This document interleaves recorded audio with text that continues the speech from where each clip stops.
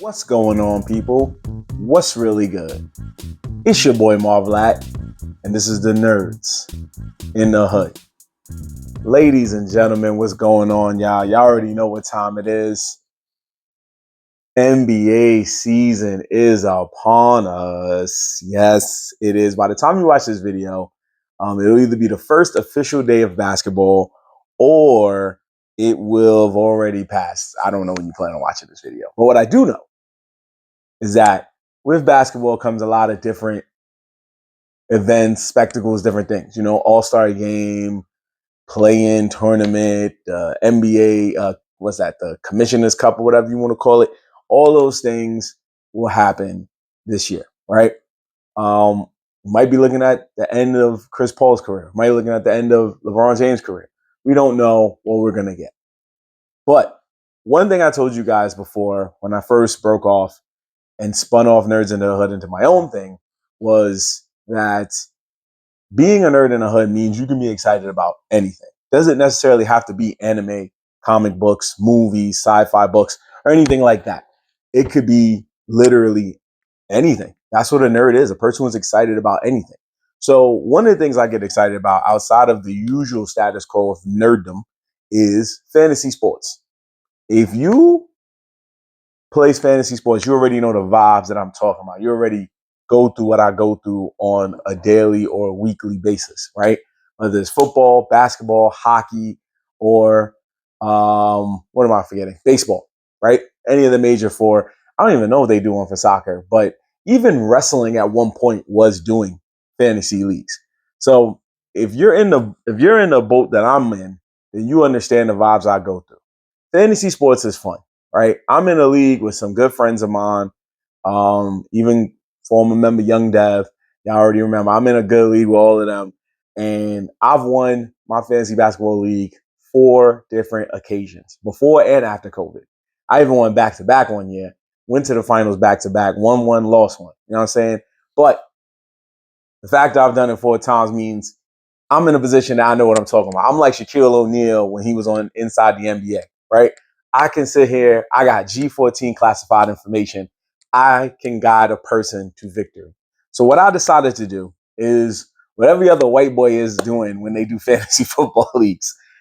That wasn't even a racist comment. Y'all know the vibes. Y'all know anytime y'all go on YouTube and it's fantasy sports season, whether it be football or baseball or basketball, you know there's some Yakubian boy on here just telling you what he thinks is going to get you the W. Rarely do you see a person of color talking about fantasy sports and how to win.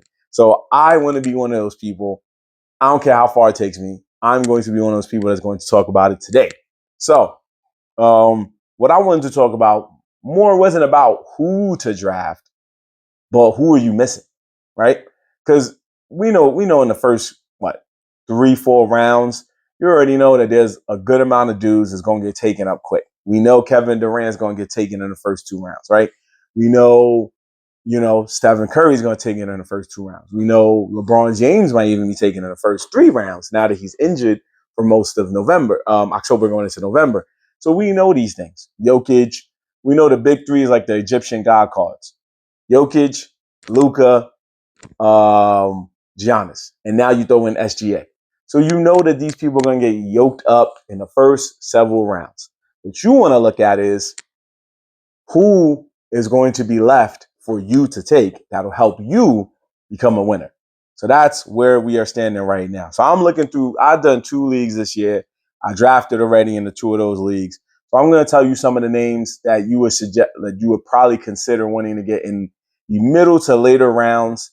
So we're going to do a little thing called fantasy draft sleeper picks. And throughout the season, I'm going to find people on the waiver wire that you should pick up. Just even if I don't pick them up, that's because I probably don't need them, but you might do well picking them up. So for starters, no particular order. You should probably want to get Josh Giddey by the 3rd or 4th round. Crazy enough, I use ESPN to draft. Some people might use Yahoo. Some people might use Sleeper, CBS, whatever. Whatever you do, he's in the upper echelon on draft boards right now. He's like top 20, top 30, which is Not that absurd if you're top 30. It is kind of absurd if you're top 20, but I get it. There's no more DeMar DeRozan. There's no more Zach LaVine. Both of these guys are gone from Chicago. The only people holding him up in terms of guard minutes is really Kobe White, Ayo. I don't want to say his last name because I know I'm going to butcher it, but you know what I'm talking about. And Trey Jones. Kevin Huter, kind of, but it's more of those guys, right? Now, you're going to have a good 1-2 combination with Kobe White, Josh Giddey off the 1 and the 2. If Josh Giddey played the 3, then you might have a good combination with maybe Kevin Huter at the 2, or Trey Jones is going to be more of a backup. So we're looking at some type of combination where Ayo comes in at the 2 or Kevin Huter at the 2. And they could combo it up with Giddey. But if we remember, when Giddey was on the Thunder, Giddey was doing triple-double work. It's just they knew what they was getting at SGA. They knew what they was getting in Jalen Williams. It was like, we don't really need him like that. So in reality, they kind of felt like the best thing to do was to just move on with him. Now he's on a team where the 2 stars is gone, and the only other big star is Nikola Vucevic. He can do a triple-double. Average a triple-double, that remains to be seen. But he can definitely get triple-doubles a lot more than he was when he was just a third option on the team. He's definitely going to be one of the top 2 options. Definitely want to go for Josh Giddey. You know what I'm saying? I would say if he's still available in the 3rd, take a stab at him. If he's still available in the 4th or 5th, definitely go and get him. Also, if they're still available in the 4th or 5th, is Chet Holmgren. Now, Chet Holmgren is definitely this, like, it's weird because he's this tall, skinny guy, right? But he can hoop. He's one of the reasons they got the championship. He is the 3rd option on a team with many good defensive options, but offensively, he is the 3rd best option. And he can get you a double-double. If your fantasy league does like mine, we reward players when their player does a double or a triple-double. We give extra points. So if yours does that, that's where you want to go. And if they doesn't, just think about it. You're still getting a lot of points off the fact that he can get you over 10 points and over 10 rebounds in a game. So you definitely want to go for that. And he can hit a 3. So that works. Rudy Gobert. Now, Rudy Gobert, last year, I got this man probably in, I think it was like the 4th round. That was kind of high, but he had a hell of a year. He had a hell of a year. Like, this man, people forget. People laugh at him because we always see these plays where it's like he doesn't do a good job with alley-oops, right? He'd be missing easy alley-oops. He misses easy layups. It's laughable. Yes, it is. But this man is almost, if not taller than Wemby. And at the same time, this man could get you 15 rebounds. All he needs is 10 points. He can get you 15 rebounds. Together, that's like 25 points right there. So he don't got to shoot a 3. I would love for him to make more free throws because at the line, that's an extra point. And he can block. He can get you at least 3 or 4 blocks. So a lot of people are sleeping on Rudy Gobert because you're on a team where Naz Reid is starting to get a lot more attention. And you're on a team where Ant Edwards runs the show. Julius Randle is the second man in command. So you look at him like, he ain't going to do what he's supposed to do. But he will. He's not there to be the leading scorer. He's there to be the lead rebounder and interior presence in the paint.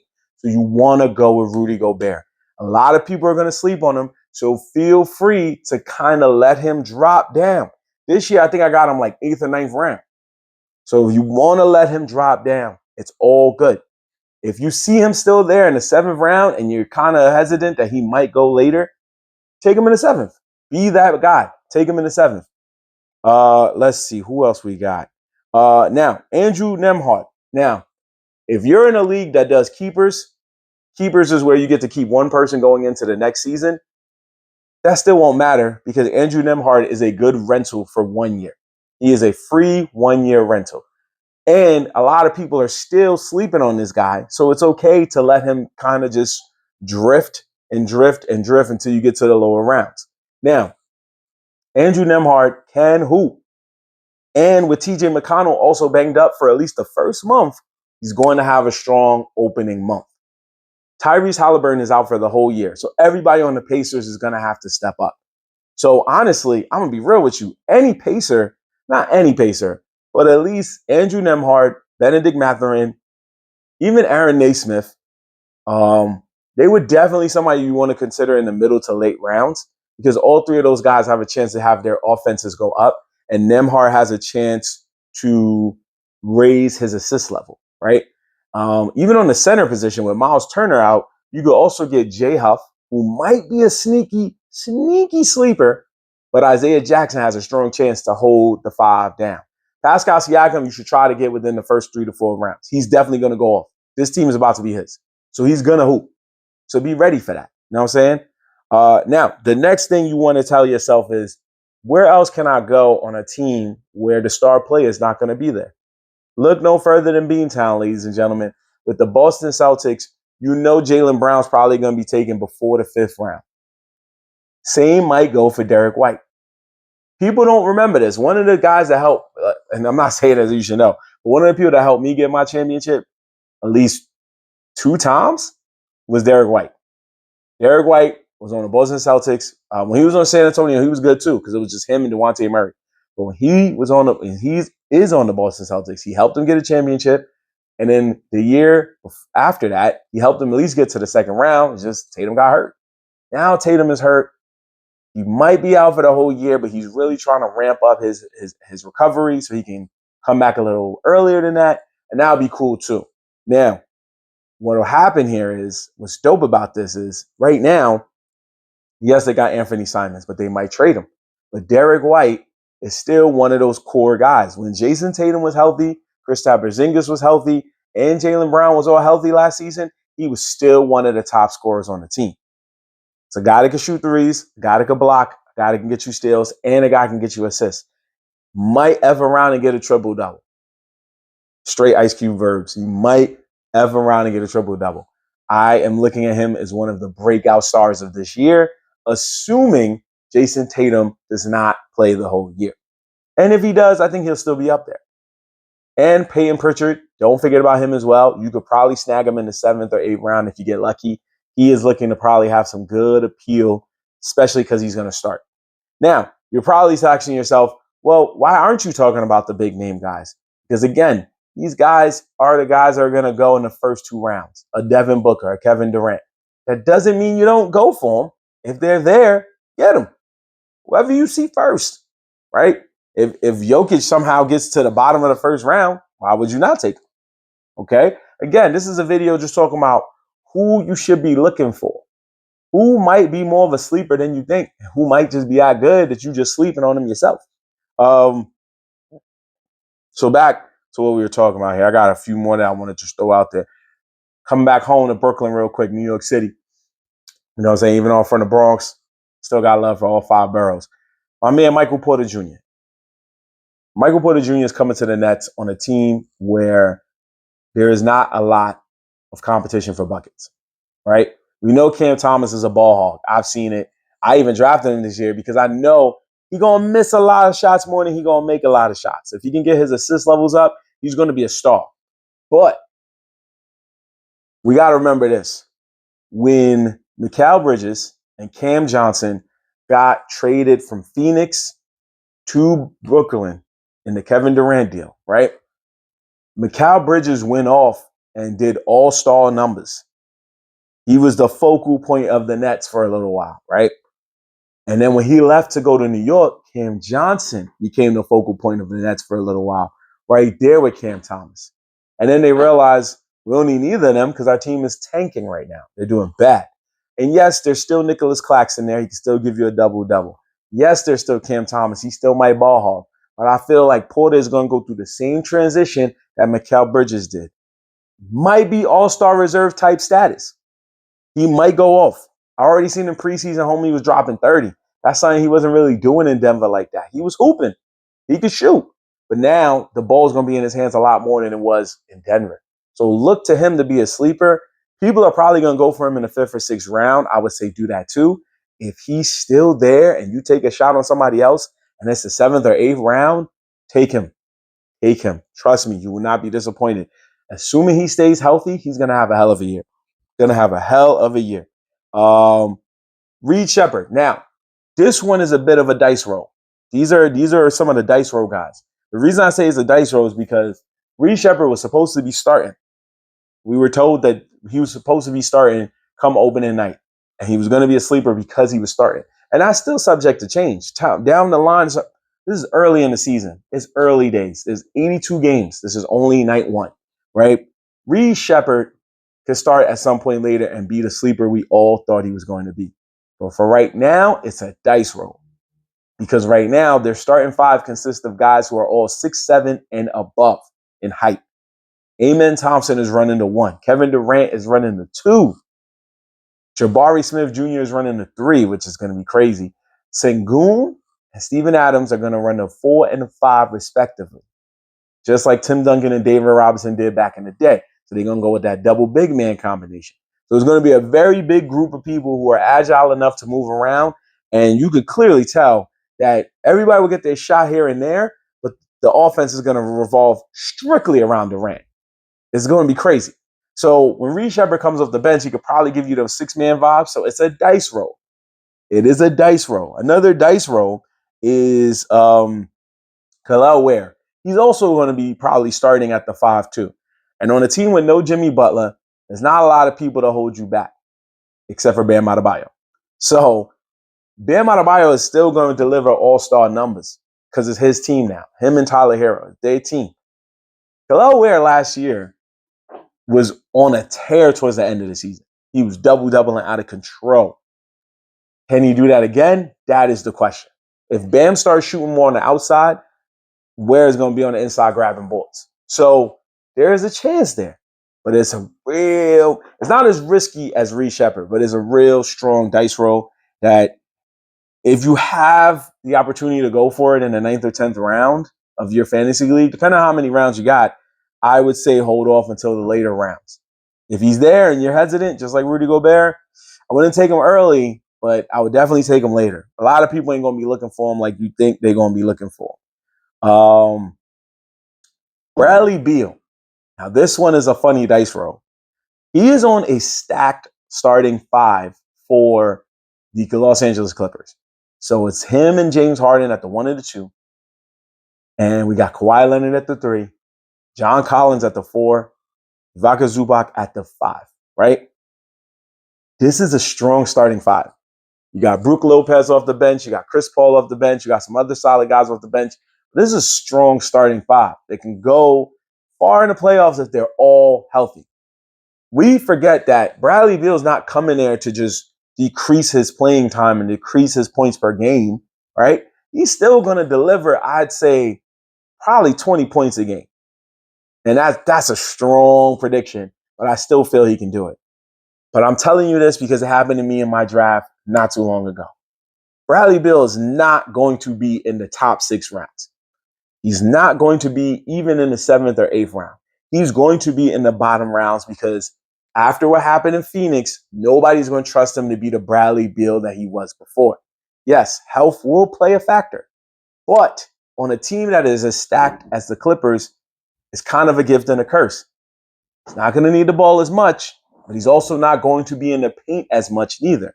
So now what happens is you got more of a shooter. You got more of a guy that can throw the ball to somebody else, an assist maker, and the occasional rebound that'll come right near his way.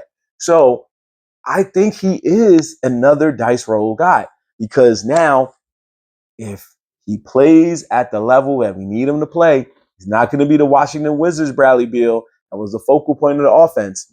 But if James Harden can't get it done, you have a guy right there that can still give you half of the amount that James Harden would give you.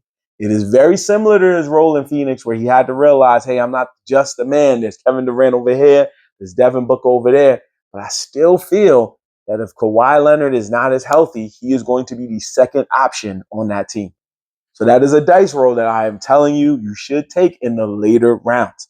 Another dice roll you should take in the later rounds is Jonathan Kuminga. The reason why is because not a lot of people think he's going to produce at the level he has done. But we all got to remember, the Warriors was fighting to keep this man. And other teams wanted him. And he wanted to go to other teams. Now, there is always a strong chance, and this is why I'm saying this, you got to pay attention to this. There is a strong chance that he could end up on a worse team than the Warriors by year's end. If he ends up on that team, he is going to ball the hell out. which is why he is another interesting dice roll. Because if he goes to some whack team like, I don't know, if the Pelicans start tanking, just saying, if the Pelicans start tanking or the Wizards get worse than they already might be, right?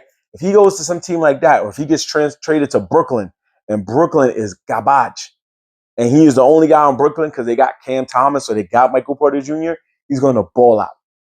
If he stays on the Wizards, if he stays on the Warriors, he can be a good six-man option on a team that already has Steph Curry. But when you look at their team, it's Steph Curry, it's Jimmy Butler. The next person on offense, Buddy Hield?